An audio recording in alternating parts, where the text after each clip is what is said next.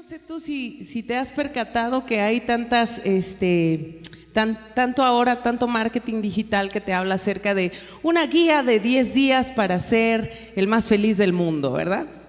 O una guía de 10 días para dejar de odiar a tu suegra. O una guía de 10 días para completar tus propósitos del año, ¿verdad? Y así podemos estar escuchando mucho respecto a 10 días. Ahorita vas a saber por qué voy a hablarte de ese número y de esta cantidad de días, ¿verdad? Tengo que decirte que la vida está conectada a diferentes sucesos, está conectada a procesos, a dificultades, ¿verdad? Que tienen un propósito muy claro, establecido en los cielos, que es el quebrarnos o quebrantarnos hasta romper nuestras limitaciones. ¿Cuántos de ustedes pueden identificar que tantas veces vivimos una vida limitada? A ver, levánteme su mano, ¿verdad que sí? Y muchas de estas cosas que vivimos, que atravesamos a través de este camino en la vida cristiana, nos darán un panorama de que los propósitos de Dios tienen un fin, tienen marcado un destino para nosotros, ¿verdad? Ahora fíjate bien, en el itinerario de la vida cristiana o en la agenda de un cristiano están marcados tiempos diferentes, tiempos de pruebas, tiempos de procesos, tiempos de dificultad, tiempos de abundancia y tiempos de formación del carácter. Nosotros aquí en la escuela, en Instituto Saetas, tenemos una materia específica que se les da a los pequeños que se llama formación del carácter. Y justamente son valores, principios bíblicos, y hablamos acerca de Dios y hablamos acerca de lo que Él quiere formar en nosotros para ser buenos ciudadanos, para ser buenos alumnos, buenos hijos, buenos hermanos. Pero hay algo en la formación del carácter del cristiano, del creyente, que no es tu carácter, sino el carácter de Dios en ti. Y eso tenemos que tenerlo muy claro. Los procesos nos llevan a formar nuestro carácter, pero es el carácter de Cristo formado en nosotros. ¿Estás de acuerdo conmigo? Ahora, fíjate bien, las pruebas o las dificultades o los procesos por sí solos no pueden transformar tu vida. No pueden. Tú vas a decir, ay, pues es que yo ya no veo lo duro sino lo tupido, y siempre si no me llueve me llovizna, ¿verdad? Y a veces sientes que esto no está transformando tu vida. ¿Te ha pasado alguna vez? Sí, ¿verdad?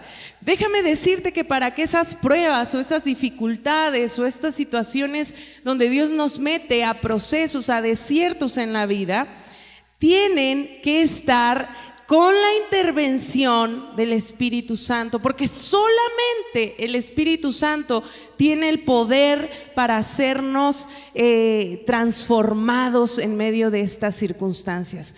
Solamente el Espíritu Santo tiene el poder para hacer que nuestros ojos se abran en ese momento y en lugar de ver cenizas, tú puedas ver fuego. En lugar de ver enfermedad, tú puedas visualizar y palpar la sanidad de Dios. En lugar de ver muerte, tú puedas ver vida. En lugar de ver, ya te dije enfermedad, ¿verdad? Pero en lugar de ver escasez, tú puedas ver abundancia. Es el poder del Espíritu Santo en nuestras vidas, ¿verdad? En medio de circunstancias, procesos, desiertos, pruebas, dificultades, lo que verdaderamente nos transforma. Sí, el dolor es un maestro, pero imagínate que ese maestro es el Espíritu Santo de Dios en medio de todo lo que tú y yo podamos estar viviendo. Hace un momento decía Jorge, en estos quizá los desiertos que cada uno de nosotros vamos atravesando. ¿Te has sentido así? Bueno, estas temporadas en las que estamos siendo procesados, estas circunstancias difíciles son un medio para un fin glorioso. Y yo quiero decirte que debemos justamente, como dice la Biblia, gozarnos por medio de la fe, ¿verdad? Por las victorias que vendrán. Quizá hoy no veas la victoria, quizá hoy no sepas cómo es que va a llegar esa victoria, pero déjame decirte que las pruebas te van a permitir tener una nueva y fresca revelación de Dios en tu vida. Y a través de esa revelación es que tú vas a visualizar la victoria, vas a visualizar la recompensa, vas a visualizar el galardón. Es importante que nosotros sepamos que sin dificultades en la vida nuestra fe se estancaría. ¿Por qué? Porque el desafío más grande que tú y yo tenemos como seguidores de Cristo, como discípulos de Jesús, es estar caminando no por vista, sino por fe. ¿Verdad que sí? Ahora fíjate bien, ¿qué pasa cuando la fe se estanca? Una fe estancada se caracteriza por su inmovilidad, o sea, no se mueve, no progresa, no avanza, ¿verdad? No está activa, no crece, no mengua, no crece, más bien mengua. La fe estancada lleva a algo que llamamos la costumbre y la indiferencia. Sí puedo venir a la iglesia todos los fines de semana, sí puedo estar aquí, pero mi fe no está avanzando, mi fe no está creciendo, mi fe está menguando tantas veces y solo vengo por costumbre o solo vengo con un corazón indiferente a la presencia de Dios. Ahora, se vive una superficialidad, no se profundiza en la comunión con Dios. Y este es el tema. Muchas veces somos gente de rituales, pero no de realidades. La fe que se estanca te lleva a volverte gente de ritual y no de realidad. Y Dios no quiere que estemos así, porque cuando no hay fe no hay entendimiento, porque no se oye y no se escucha. ¿Recuerda lo que dice la Biblia? Que la fe viene por el oír, y el oír ¿qué? La palabra de Dios, ¿verdad? Pero una de las cosas es que nuestro oído con una fe estancada se cierra a la palabra de Dios. Se cierra a la voz de Dios, se cierra a la voz de tu pastor, se cierra a escuchar al Espíritu Santo tantas veces y tu fe se queda estancada. Y Dios nos ha llamado a crecer en la fe, ¿verdad? ¿Tienes fe? Ya nada más me contestó la de aquí como del cuartito para acá. ¿Tienes fe? Claro, todos tenemos una porción de fe que nos ha sido dada, pero así como ejercitamos los músculos en el gimnasio para que crezcan, de la misma manera se tiene que ejercitar la fe para crecer, para aumentar, para avanzar, para progresar, para ser transformados. Amén. Lo que forja el carácter y define tantas veces este avance en la fe son los procesos. La vida de éxito casi siempre está conectada a una vida de procesos y dificultades. O sea, dile al que está a tu lado, ya ves, serás un exitoso. Serás un exitoso, porque si tú dices, ya no puedo con tanto proceso, Dios mío, ¿qué más quieres de mí? Quizá le gritas, pues dile, seré un exitoso. Seremos exitosos en Dios. Amén. Nosotros tenemos que saber que somos procesados para propósitos eternos, porque desde antes de la formación o la fundación del mundo, nosotros fuimos predestinados, ¿verdad? Y estos procesos nos quebrantan, pero nos hacen de nuevo. ¿Cómo te diré? Como que tienes un nuevo nacimiento en cada proceso. Y tú vas a decir, ¿por qué te lo digo con tanta certeza? Porque yo también te puedo hablar de muchos años de proceso. Ahora, fíjate bien, los procesos nos enseñan, nos educan, nos maduran y también renuevan nuestras vidas. Renuevan nuestras vidas. Porque cada vez que tú atraviesas un proceso en Dios, y ese proceso tiene un inicio, pero también tiene un final, tiene una puerta de salida, entonces te das cuenta que cuando atraviesas esa puerta de salida, no eres el mismo que cuando atraviesas la puerta de entrada al proceso. O sea, en el proceso hay transformación. Y yo sé que esto lo has oído muchas veces, pero quiero que observes algo que está en la Biblia. Israel fue procesado en el desierto, ¿cuántos años? ¿Alguien se recuerda? 40 años, ¿ok? Una mujer sufriendo de flujo de sangre fue procesada, ¿alguien se recuerda? 12 años, exactamente. Y el paralítico de Betesda, ¿se acuerdan de esa historia en la Biblia? ¿Cuántos años fue procesado? ¿Se recuerdan? 38 años. 38 años, dígale al que está a su lado, 38 años siendo paralítico. Wow, ¿verdad? Al final de esos años, Israel obtuvo su tierra prometida, ¿verdad? La mujer obtuvo su sanidad y el paralítico obtuvo su milagro. ¿Esto qué quiere decir?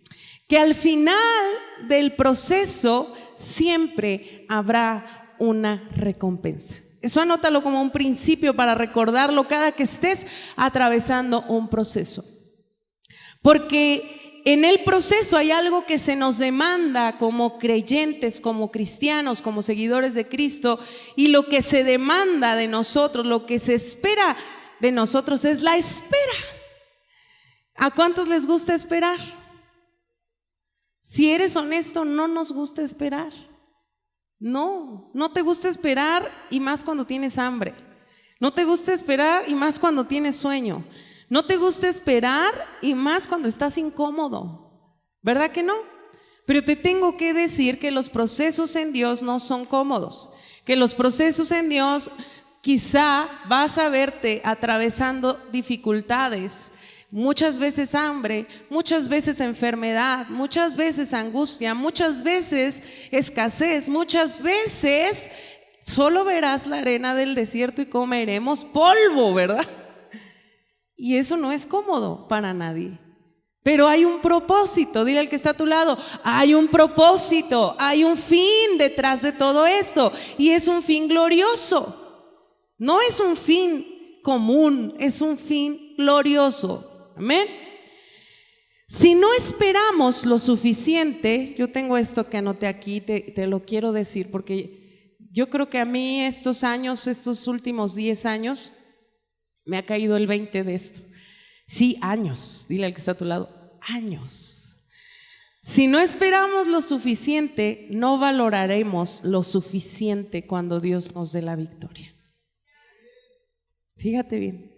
Si no esperamos lo suficiente, no valoraremos lo suficiente cuando Dios nos dé la victoria.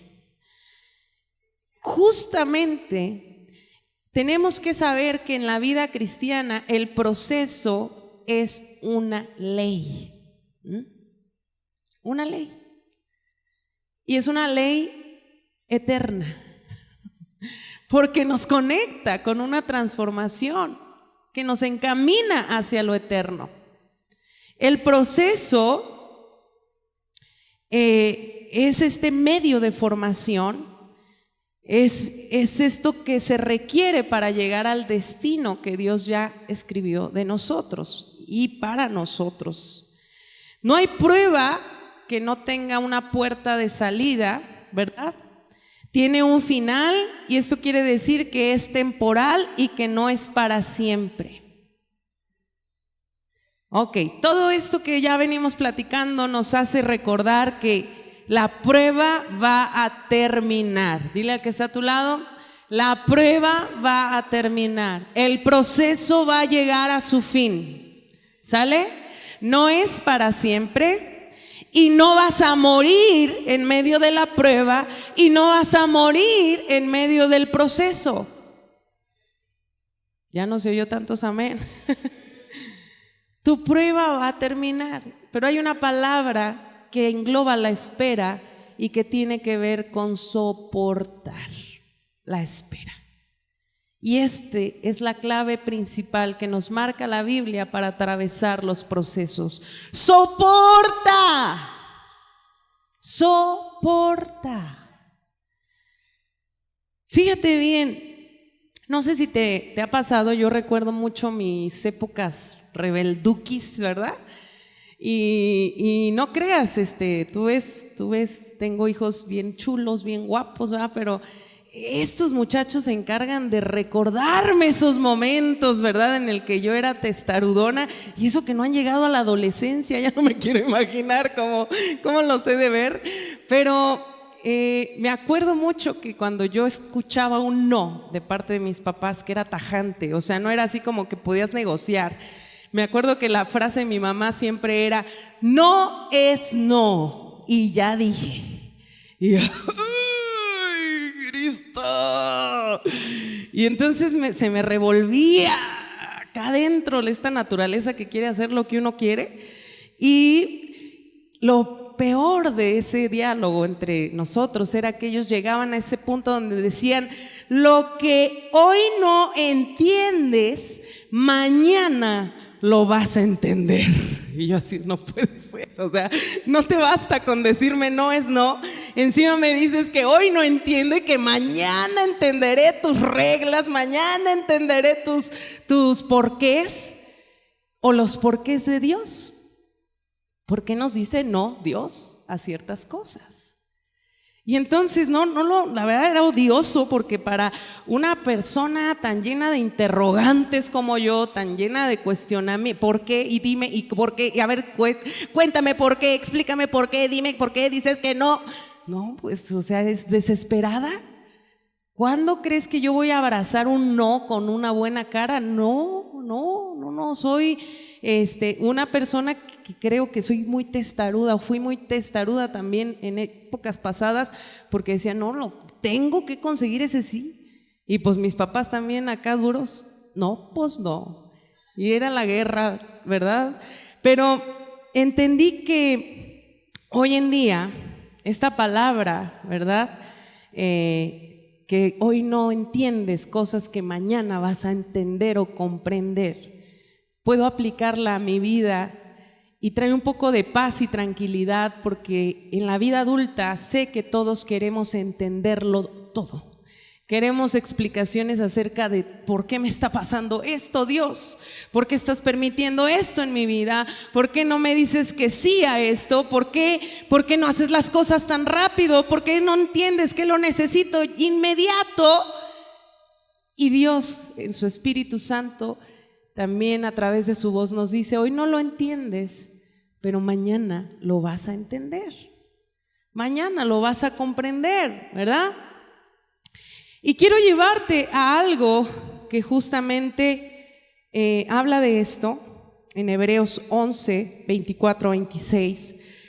Y dice el versículo 24: por la fe, Moisés, hecho ya grande, rehusó llamarse hijo de la hija de Faraón, escogiendo antes ser maltratado con el pueblo de Dios que gozar de los deleites temporales del pecado, teniendo por mayores riquezas el vituperio de Cristo que los tesoros de los egipcios, porque tenía, y quiero que subrayes esta parte, porque tenía puesta la mirada en el galardón.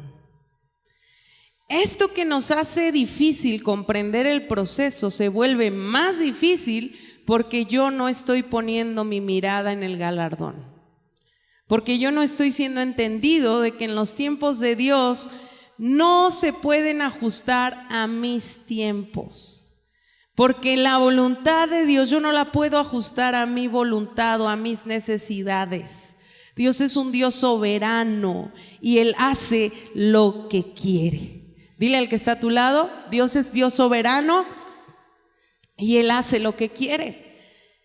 Pero me llama la atención cómo este pasaje habla de Moisés, un personaje en la Biblia cuya fe es impactante para nosotros e inspiracional, para también entender que en ese momento pudo haber sido tentado a elegir la comodidad, a elegir los tesoros de los egipcios, que eran muchos, que era mucha la posición en la que él podía estar, y se rehusó a eso para ser incluso maltratado con el pueblo de Dios.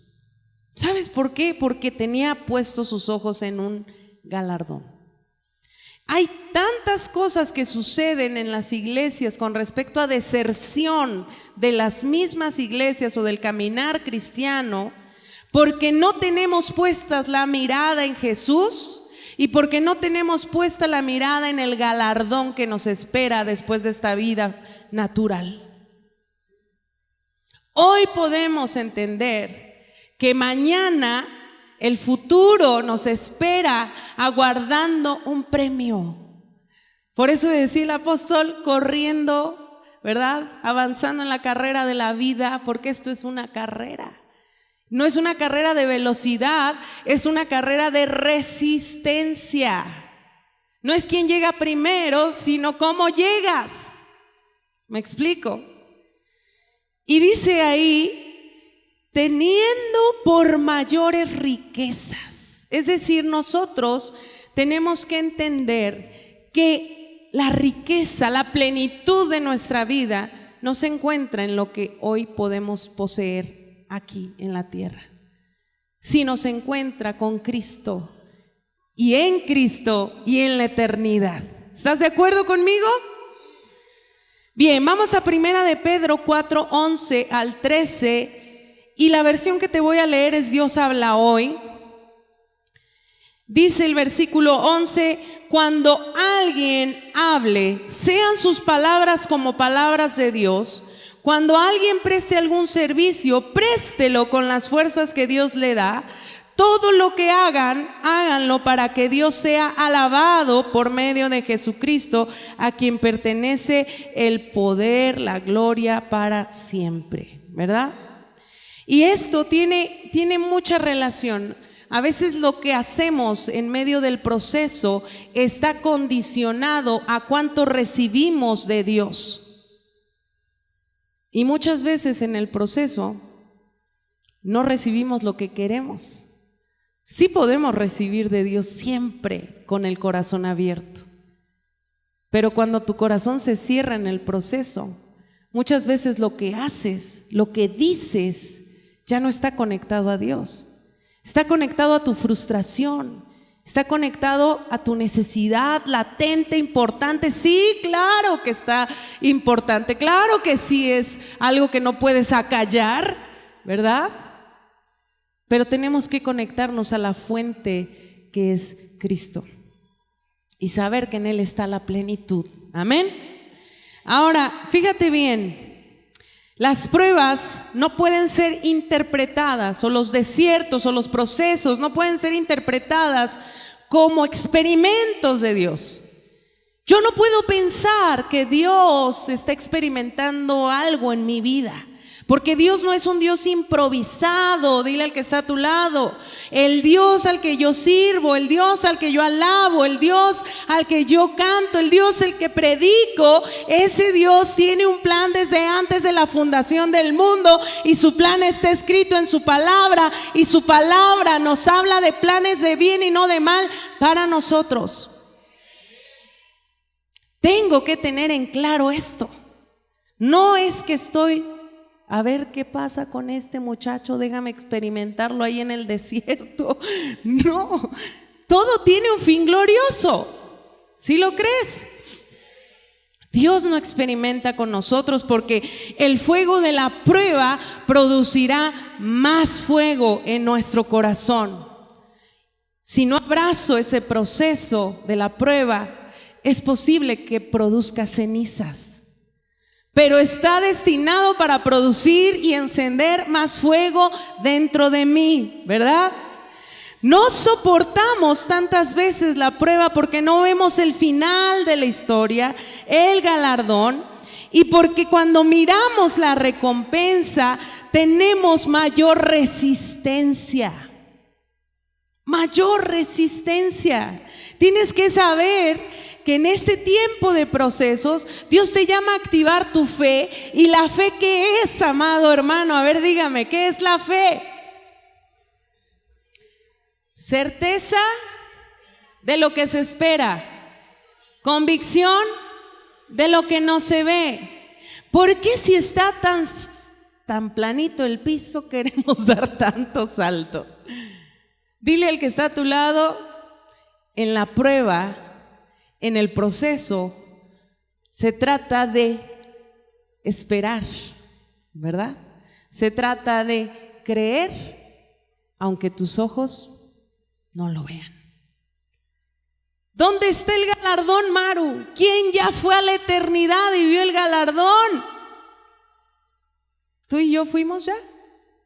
No, pero hay una convicción por su palabra. Nos espera ese galardón. ¿Sí lo crees? Tienes que saber que Dios no construye, ni forma, ni hace las cosas al día. Él ya lo hizo. Dígale al que está a su lado, Él ya lo hizo. Lo que tiene para tu vida, ya lo hizo. Lo que tiene para tu familia, ya lo mandó. Solo se requiere que obedezcas, que creas y que avances en medio del proceso. Solo se requiere eso. Qué fácil, ¿verdad? Quiero que vayas a Romanos 8:28, dice: y sabemos que a los que aman a Dios, todas las cosas les ayudan a bien. Esto es, a los que conforme a su propósito somos llamados. ¿Sí crees esta verdad? Tu vida tiene un propósito. Tu vida tiene un fin, tiene un destino glorioso, y ese lo escribió Dios. No lo escribió nadie. Estamos hoy en día en la era de la gratificación inmediata. Y quiero decirte que estamos acostumbrados a que las cosas se den ya, rápido, ahora, instantáneo, como una Maruchan. Ya me aventé un gol, ¿verdad? Pero en medio de la fe, en este caminar de fe, tú y yo no podemos tomar la palabra de Dios, ponerla en el horno 2 minutos y tragarla y pensar que eso ya me hizo la vida cristiana. No. En el proceso del caminar con Cristo, nosotros tenemos que entender que la espera, que la convicción, que la fe van a ir forjando mi carácter para convertirme en ese discípulo que tiene y abraza el carácter de Cristo y camina no solamente creyendo, sino viviendo las promesas aún en medio del proceso. ¿Sí le cayó el 20? La tribulación, la prueba, el proceso se convierten en una oportunidad para que Dios se glorifique y para que le muestre a usted su fortaleza. Dios es fuerte, Dios es poderoso, Dios es todopoderoso, Dios es todo suficiente, Dios es sanador, Dios es proveedor, Dios es nuestro buen pastor, Dios es nuestra guía, Dios es el que fue y el que ha de venir. Piensa un poco que el sufrimiento es una plataforma para desplegar el poder de Dios. ¿Y sabes dónde te lo puedo comprobar? Nosotros necesitamos saber que todos aquellos hombres de fe que fueron apedreados, que fueron vituperados, que fueron perseguidos, atribulados, encarcelados tantas veces, no dejaron de ver lo que Cristo les había prometido. No dejaron de ver a través de la fe su propósito eterno y no desmayaron. No desmayaron. Tú y yo nos da una gripe y queremos encamarnos 15 días, ¿verdad? Alguien nos rechaza y estamos dolidos, tremendamente heridos. Alguien no en la casa quizá nos responde diferente, mi hijo, mi hija, como yo quisiera, y estamos en una depresión. ¿Por qué no miramos el galardón en esta vida cristiana? ¿Por qué no miramos el privilegio de ser atribulados, el privilegio de ser perseguidos, el privilegio de ser incluso encarcelados, limitados? ¿Cómo me toca el corazón tantos misioneros que están en Asia, en estos países donde se prohíbe? Y ellos escondidamente buscan los lugares para reunirse y compartir la palabra de Dios. Pero ¿sabes qué? Tantos de ellos también han sido muertos a causa del evangelio, a causa de Cristo.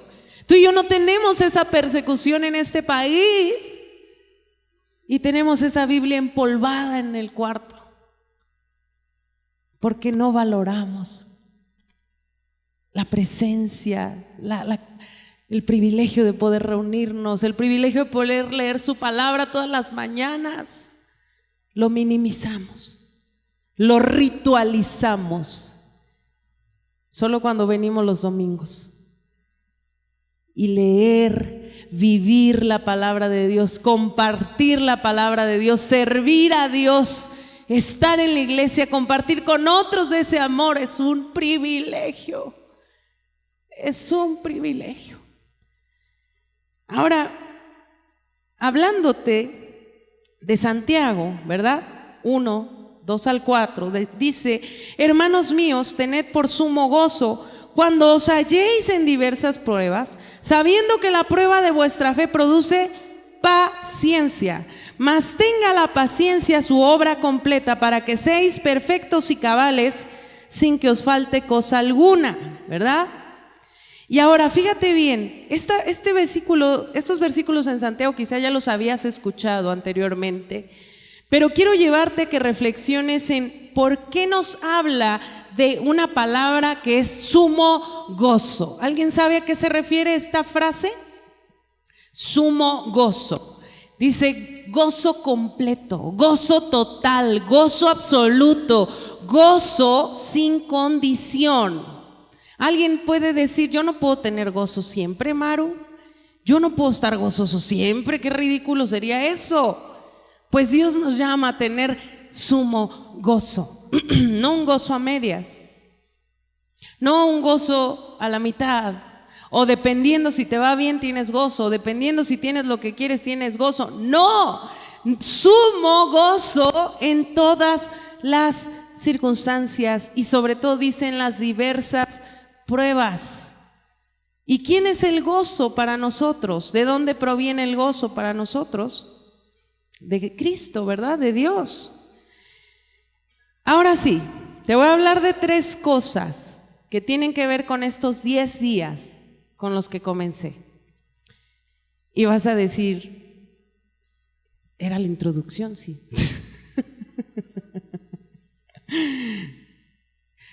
Hay algo que llama mi atención, porque cuando hablamos de los discípulos de Jesús, hablamos de hombres y mujeres que fueron desafiados en la fe, ¿verdad?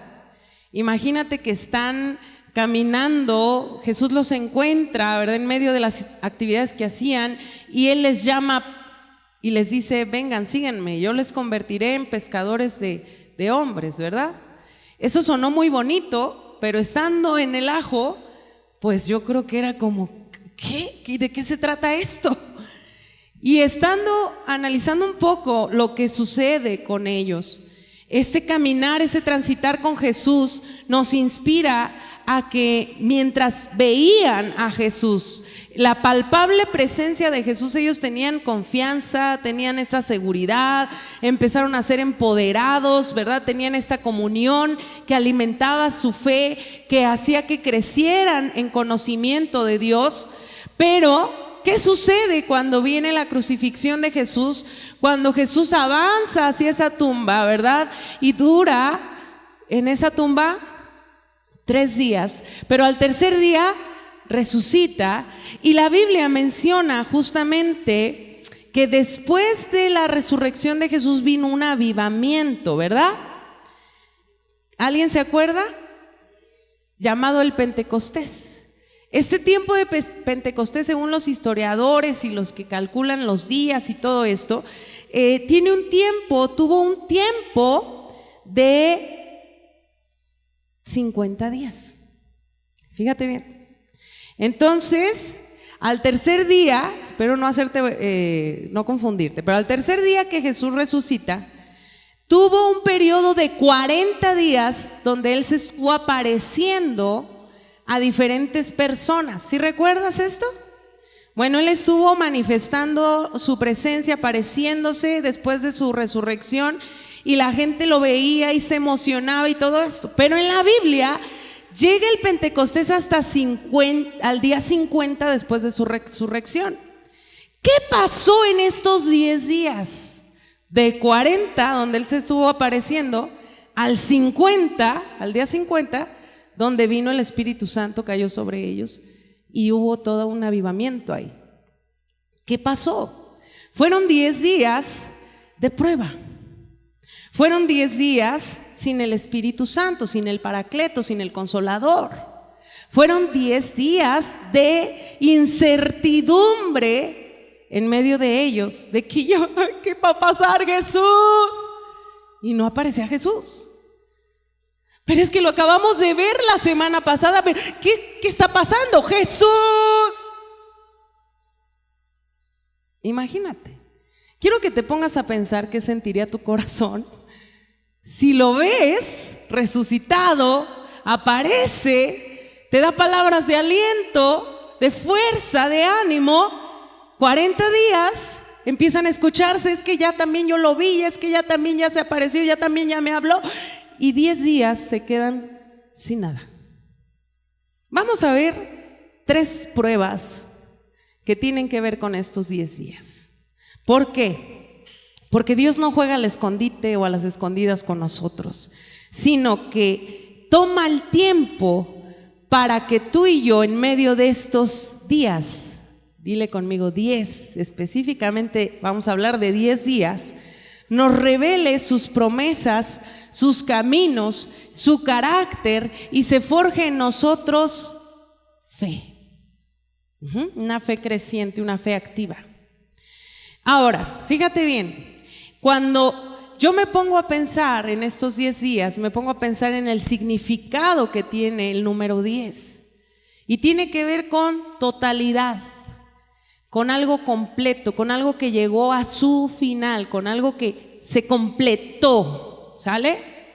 Ten en cuenta 10 días, porque vamos a ver que en medio de estos días, una de las cosas que muchas veces nos sucede a nosotros cuando no lo escuchamos o no lo vemos o no lo sentimos palpablemente, es que muchas veces dudamos al no ver la promesa. Es decir, ¿qué actitud tomamos cuando no vemos la promesa cumplirse?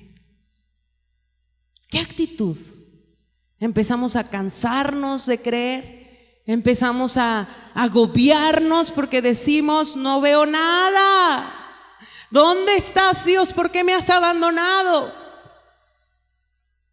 ¿Por qué nunca me escuchas? ¿Por qué el cielo qué quieres de mí? ¿Hay alguien que ha dicho esto?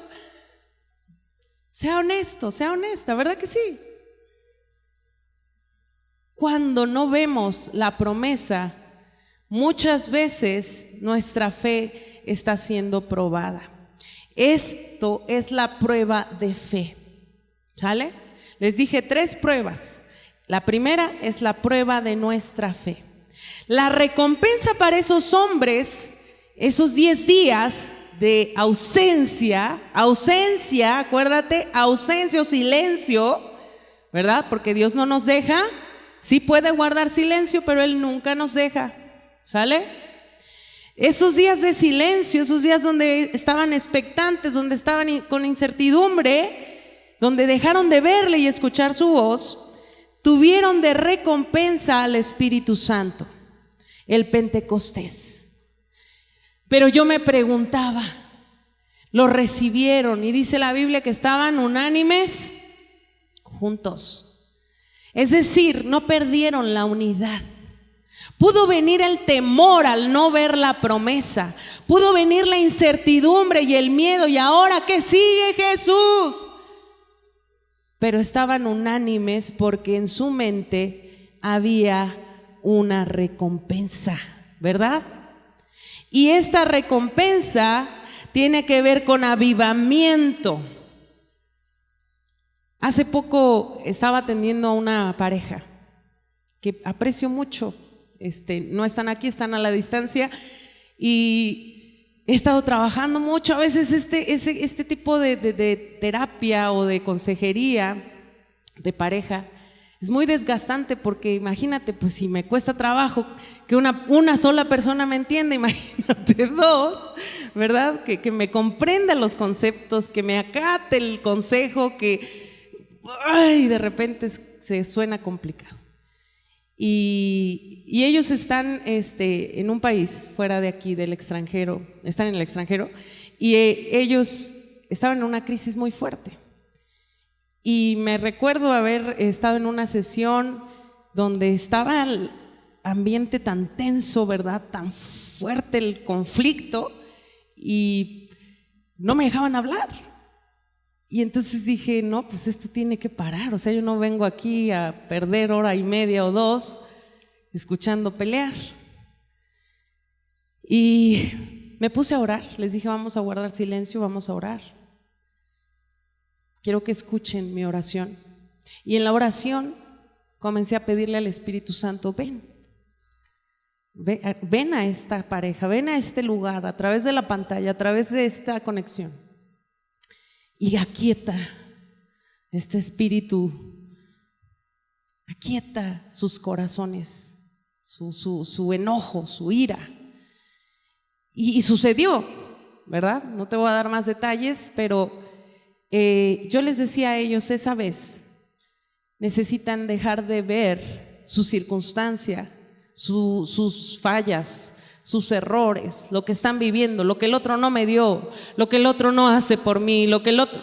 Deja de ver eso y mira hacia adelante, mira lo que Dios tiene cuando Dios está en la ecuación de tu matrimonio. Pero deja de mirar lo terrenal, porque lo terrenal son fallas, como cualquier otro ser humano. Enfócate en el camino hacia la transformación con Dios, y eso garantizará un cambio. No es lo que yo te diga, es cómo te tomas de la mano de Dios, cómo te tomas de la mano del Espíritu Santo y te determinas a elegir lo correcto todos los días. Ese es el proceso más grande que tenemos los seres humanos. ¿Dónde nos damos por vencidos? Cuando no vemos la recompensa, cuando queremos tener ya que se acabe el proceso, ya no me aguanto esta, ya no me aguanto este, ya. No, así no funcionan las cosas en Dios. Tengo que avanzar caminando con el Espíritu Santo, y Él va a avivar mi corazón, y va a venir y va a descender donde quiera que esté. Él va a estar y va a cambiar mi mirada, va a cambiar mi lenguaje, porque eso fue lo que pasó en el Pentecostés. Se cambió incluso la lengua, se cambió la manera de ver las cosas, se abrió una dimensión a lo sobrenatural, pero estaban unánimes juntos, ¿verdad que sí? Y no dejaron de ver la recompensa. La recompensa llegó. Y esa promesa cumplida, hoy tú y yo la tenemos. Hoy tú y yo la tenemos. No sé si te has dado cuenta, pero el Espíritu Santo sigue obrando, el Espíritu Santo sigue descendiendo, el Espíritu Santo sigue transformando, el Espíritu Santo sigue llenando y llenará tu corazón. Es el tiempo de avivamiento para tu vida, para tu familia, para tu matrimonio, pero tienes que ver la promesa, aunque no esté hecha, y no desesperar. Esa es la primera prueba. La segunda prueba es la prueba de las cárceles espirituales. Y vamos a Apocalipsis 2:10, que dice: no temas en nada lo que vas a padecer. O sea, vamos a padecer. Dile al que está a tu lado, ¿ya ves? Dile, ¿ya ves? Vamos a padecer. Esto no está mintiendo, ¿verdad que no? Vas a padecer. He aquí, dice, el diablo echará a algunos de vosotros en la cárcel para que seáis probados, y tendréis tribulación. ¿Por cuánto? 10 días. Fíjate bien. Sé fiel hasta la muerte, y yo te daré la corona de la vida. Es decir, que la prueba de las cárceles espirituales, ahorita vamos a ver qué es, su recompensa trae una corona de vida. Y aquí dice que vamos a padecer, ¿verdad que sí? Ninguna prueba es para destrucción. Esta prueba, en medio de cualquier proceso, tiene que ver con la prueba de nuestra resistencia y entrega. Y hay muchos ejemplos en la Biblia donde los apóstoles fueron encarcelados. No te voy a hablar de eso, pero sí te voy a hablar de Pedro. Tú recordarás a aquellos hombres que fueron encarcelados, Pablo y Silas, y que dice la Biblia que hicieron. ¿Se quejaron? No, ¿qué hicieron en su lugar? Alabaron a Dios, sus cantos se escuchaban en esa cárcel y de pronto la tierra tembló y la cárcel se abrió y ellos salieron y los pobres guardias decían: ay manita, ay nanita, nos van a agarrar aquí, nos van a matar porque estos hombres se van a ir. Pero no se fueron. Resistencia, entrega. Eso es lo que se prueba en las cárceles. Y aquí hablando obviamente de las cárceles, tenemos que entender que la palabra soportar en castellano proviene de dos palabras latinas, sub y portare. Y sub significa sobre. ¿Te acuerdas de las preposiciones? Sobre, ¿verdad? Y portare quiere decir llevar. Esto quiere decir que soportar es la capacidad de llevar sobre uno la tensión, la presión, la incomodidad de la obra de Dios hasta que ésta se haya completado. No va a ser fácil. De una vez te lo anticipo. No va a ser fácil, pero la recompensa es grande. ¿Estás de acuerdo? Pedro estuvo en una cárcel y dice la Biblia que la iglesia empezó a orar fervientemente. ¿Cuántos reconocen que esta iglesia ora fervientemente? Sí, tenemos un grupo de guerreros de oración, ¿verdad? Y ellos están orando continuamente, pero imagínate, aquí dice: toda la iglesia oraba fervientemente. Y dice Hechos 12, versículos 5 al 17, te voy a leer otra versión, que es Dios habla hoy. Dice: así que Pedro estaba en la cárcel, bien vigilado, dice, pero los de la iglesia seguían orando a Dios por él con mucho fervor. La misma noche anterior al día en que Herodes lo iba a presentar ante el pueblo, Pedro estaba durmiendo entre dos soldados. Dice ahí, sujeto con dos cadenas, mientras otros soldados estaban en la puerta vigilando la cárcel. De pronto, escucha esto, di conmigo, estos de pronto de Dios son maravillosos. De pronto, dice, se presentó un ángel del Señor. ¿Te puedes imaginar? Se me enchina la piel de pensarlo. Y la cárcel se llenó de luz. El ángel tocó a Pedro en el costado y lo despertó. Es decir, que ya estaba, ¿verdad? Dice, y le dijo: levántate enseguida. Así me lo imagino, con una voz así toda estruendosa y poderosa, así. Levántate enseguida. Al instante, las cadenas cayeron de las manos de Pedro. ¿Quién las abrió? Nadie. El poder de Dios las abrió. Dice, y el ángel le dijo: vístete, ponte las sandalias. Así lo hizo Pedro y el ángel añadió: ponte tu capa y sígueme. Pedro salió tras el ángel sin saber si era realidad o no lo que estaba pasando, ¿verdad? Más bien le parecía que estaba viendo una visión. Pero pasaron la primera guardia, luego la segunda, y cuando llegaron a la puerta de hierro que daba a la calle, la puerta se abrió por sí sola. Salieron y después de haber caminado una calle, el ángel lo dejó solo. Pedro comprendió entonces y dijo: ahora veo que verdaderamente el Señor ha enviado a su ángel para librarme de Herodes y de todo lo que los judíos querían hacerme. Poder de Dios en medio de la cárcel. ¿Qué se prueba? Entrega y resistencia. Pero hay algo aquí que nos llama la atención. Pedro se durmió y se quitó la sandalia. Se puso comodito el muchacho, ¿verdad? Estaba bien acostadito. Y de pronto llega este ángel y le recuerda: ponte la sandalia. O sea, no te me andes quitando los zapatos. Ya te estás poniendo cómodo aquí. No, vámonos. Ponte las sandalias, ¿verdad? Vístete, le dice, vístete, por Dios. Ponte tu capa y sígueme. Y esa capa representa la autoridad. Las sandalias representan las buenas nuevas. Y quizá hay momentos en la vida donde tú entras a una cárcel emocional, de angustia, de tristeza, no te voy a decir que no existen las cárceles, porque sí existen, ¿sale? Una cárcel de amargura, una cárcel de resentimiento, de desilusión, de tristeza, de frustración. Sí existen, por supuesto, pero tu destino no cesa ahí. Y el enemigo quiere verte cómodo en esa prisión de la enfermedad, en esa prisión del diagnóstico, en esa prisión de la escasez, de la frustración, del agobio, del enojo, de la ofensa, de la amargura, porque él sabe que cuando Dios se manifieste a tu vida, tú tomarás tu ropa, tomarás tus sandalias, tomarás tu capa y seguirás a Dios.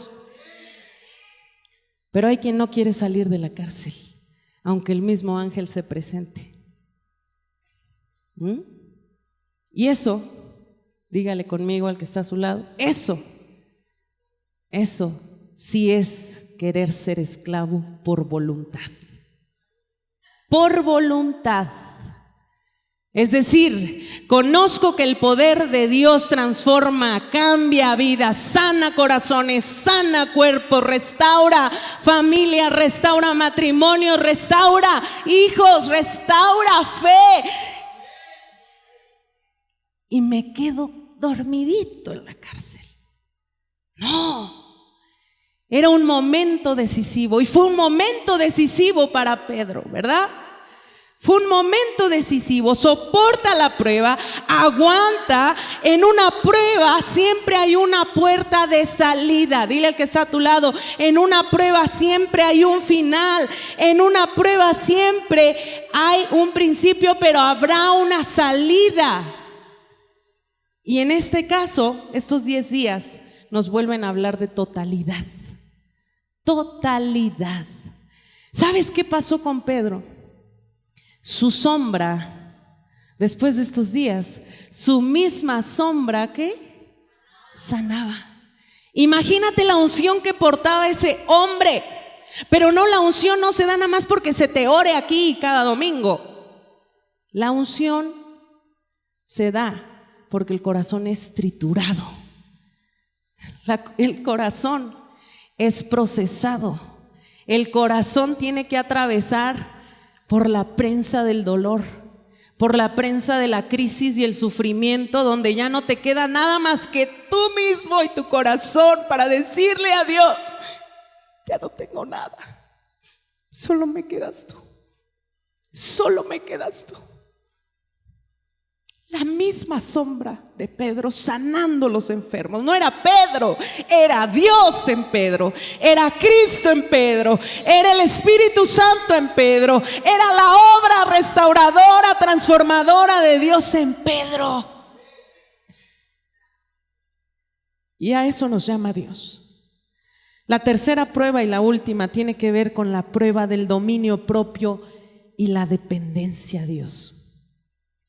¿Cuál es la recompensa cuando se prueba esto en nosotros? La sabiduría.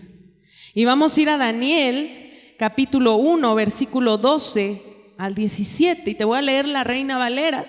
Dice: te ruego que hagas la prueba con tus siervos por 10 días. Fíjate bien, 10 días, otra vez lo vemos en la Biblia. Y nos den legumbres a comer y agua a beber, compara luego a nuestros rostros con los rostros de los muchachos que comen la ración de la comida del rey, y haz después con tus siervos según veas. Consintió pues con ellos en esto. Y probó con ellos 10 días, y al cabo de los 10 días pareció el rostro de ellos mejor y más robusto que el de los otros muchachos que comían de la porción de la comida del rey. Así pues, Melzar se llevaba la porción de la comida de ellos y el vino que habían de beber, y les daba legumbres. A estos 4 muchachos Dios les dio conocimiento e inteligencia en todas las letras y ciencias, y Daniel tuvo entendimiento en toda visión y sueños. Fíjate bien, esto es importante, porque a través de esta decisión de separarse, de consagrar su corazón a Dios, es que Daniel y sus amigos fueron respaldados por Dios y se les otorgó sabiduría, conocimiento de ciencia, ¿verdad? Pero también gracia delante del rey. Y yo quiero decirte que muchas veces tú y yo no estamos dispuestos a tener dominio propio. Y estoy hablando de algo muy simple, de nuestras palabras. Cuando yo refreno mi lengua, estoy teniendo dominio propio. Cuando yo tengo en la mente que mis palabras pueden ser más hirientes para mis hijos, para mi esposa, para mi esposo, y refreno mi lengua, me abstengo de toda carne, ¿verdad? Entonces Dios me da sabiduría. Hace 3 semanas, mi esposo y yo decidimos emprender un desafío: dejar el refresco. Sí, no te voy a mentir que fue difícil. Los primeros 5 días le decía yo a mi esposo, no puedo creerlo, o sea, mira la adicción que tú y yo podemos tener, esta cochina sustancia gratificante para el estómago y el paladar, pero muy dañina. Y lo emprendimos con un fin. Primero, pues sí, obviamente va a bajarle, bajar y bajar. Ya no te digo de qué, porque ya me entenderás. Sí, de pronto uno ya se estaba poniendo trapos por todos lados para tapar la panza, pues no.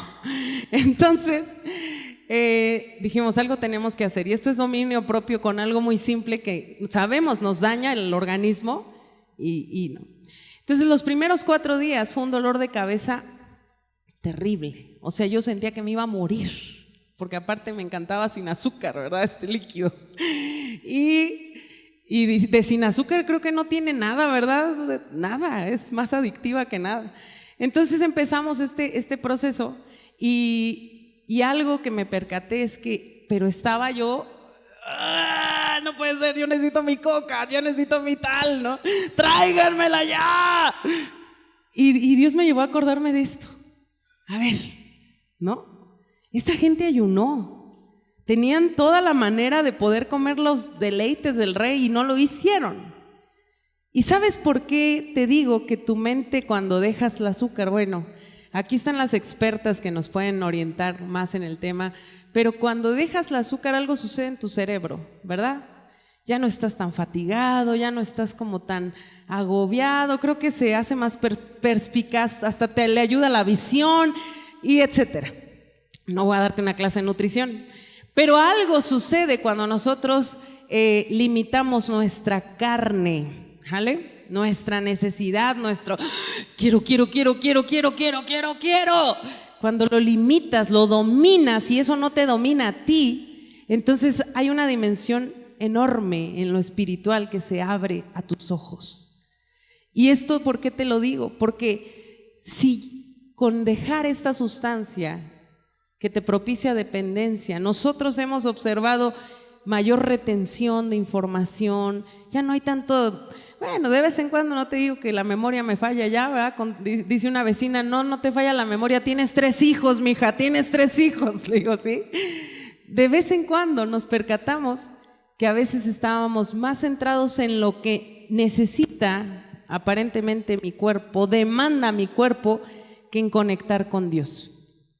Y a esto voy, no te digo que tú hagas ese ayuno, pero sí te digo que el que quiere sabiduría va a tener que tener dominio propio y dependencia de Dios. Sí te digo que hay cosas que hay que sacrificar, hay placeres que hay que limitar, ¿verdad? Hay cosas que a lo mejor tengo que dejar de ver, tengo que dejar de ingerir, tengo que dejar de alimentar en mí para que la visión a lo espiritual se aperture, el conocimiento de Dios lo pueda yo recibir sin tanto obstáculo y entonces obtenga gracia y forje mi carácter. ¿Valdrá la pena esto? Yo lo pienso así, no solo es el refresco, es lo que voy a obtener después de esto. No solamente es lo que hago, sino la recompensa. Ahora fíjate bien, nuestra dependencia de oración está ligada a Santiago. En el versículo 5 del capítulo que leíamos dice: y si alguno de vosotros tiene falta de sabiduría, pídala a Dios. Habrá muchísimos momentos cuando no sepamos qué hacer ni cómo responder, pero es ahí donde tú y yo tenemos que correr al Padre. Es ahí donde tú y yo tenemos que correr a Dios. Pero no, a veces es más fácil ver TikToks o ver YouTube o ver lo que sea. Y esa es nuestra carne alimentándose. Estamos alimentando nuestro corazón, nuestra mente, nuestro espíritu de cosas que no proveen sabiduría. Proverbios 16:32 dice: más vale ser paciente que valiente, más vale el dominio propio que conquistar ciudades. Fíjate bien, dominio propio. Y esto se logra a través de la ayuda del Espíritu Santo. Maru, pero es que no puedo dejar de hablarle así a mi esposa, no puedo dejar de hablarle así a mis hijos, no puedo dejar de hacer esto, no puedo dejar de ver esto, no puedo, no quiero. Tengo que depender de Dios. Yo le digo a la gente, no, las adicciones en lo humano no se curan. Pero vienes a Cristo y entiendes que Él te hace una nueva criatura, que la dependencia que tú tienes hacia Él, entonces hará que esa comunión no te haga caer en tentación. Te levanta y entiendes que no tienes que negociar lo que no se puede negociar. Entiendes que no puedo estar jugando con fuego, porque Cristo está en mí y Él me hace más que vencedor. ¿Sí lo crees? La oración en medio de la tribulación nos ayuda a volver a Dios. Desvía nuestros ojos de problemas y los vuelve a enfocar en Dios, que es todopoderoso, misericordioso y justo. Ahora fíjate bien, la presión de la prueba y la dificultad forma el carácter. No se puede formar el carácter sin presión, ¿verdad? Y huimos tanto de esa presión. No rechaces lo que hoy te está formando, porque es el punto y la oportunidad para que el cielo venga y se manifieste en tu vida, en tu familia, en tu corazón, en tu salud. No podemos tener una revelación de Dios y todo va bien. ¿Dónde verás a Dios proveer si no hay escasez? ¿Dónde verás a Dios sanar si no hay enfermedad? ¿Dónde verás a Dios obrar si no hay problemas? Él es la respuesta. Él es la fuente. Él es. Y fíjate bien, aquí es donde justamente tenemos que hacernos esta pregunta: ¿quién está más fuerte en nuestra vida? ¿La carne o el espíritu? Porque 1 Corintios 9:25 dice: todos los deportistas se entrenan con mucha disciplina y ellos los hacen para obtener un premio que se echa a perder. Pero nosotros, en cambio, nos entrenamos para uno que dura para siempre. El galardón no es algo que se va a echar a perder. El galardón que Dios promete para tu vida es un galardón eterno. ¿Sí lo crees? Y el versículo en 1 Corintios 4:17 dice: porque esta leve tribulación momentánea produce en nosotros cada vez más excelente y eterno peso de gloria. Cantamos juntos: muestra tu gloria, manifiesta tu gloria, ven Señor, como dijiste, derrama tu gloria, derrama tu gloria. Tenemos que ser entendidos qué estamos cantando. Porque el peso de la gloria de Dios en un corazón incorrecto, en un corazón que no es procesado, lo fulmina.